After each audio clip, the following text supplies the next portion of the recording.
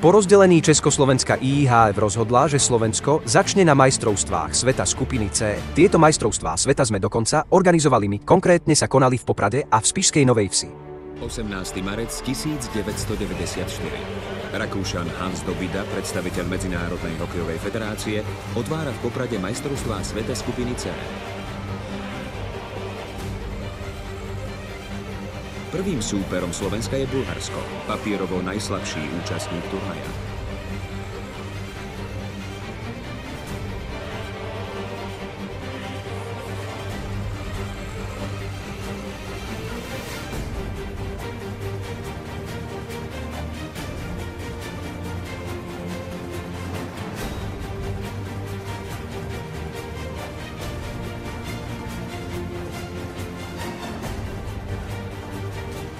Výborne!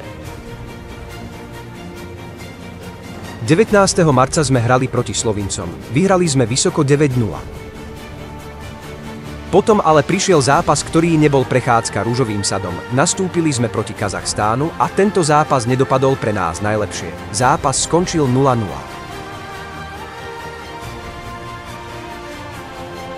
S Ukrajinou sme 2-0 pred poslednou tretinou prehrávali. No tak sa tam udiali v kabíne veci. A few minutes later. If that's how we're going to battle, we're not going to have a chance to win. K tomu, že sme z Ukrajinou remizovali 2-2.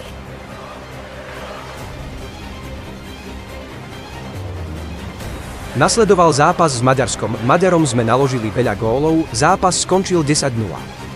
Potom prišiel posledný zápas s Bieloruskom. Ak vyhráme, postupujeme do Béčka.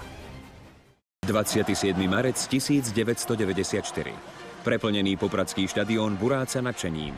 Kapitán tímu Miroslav Marcinko a jeho asistent Stanislav Medřík dvíhajú víťaznú trofej. Niečo neuveriteľné sa končí a už sa chystá čosi ďalšie. Bude to také nádherné aj o rok neskôr v Béčku?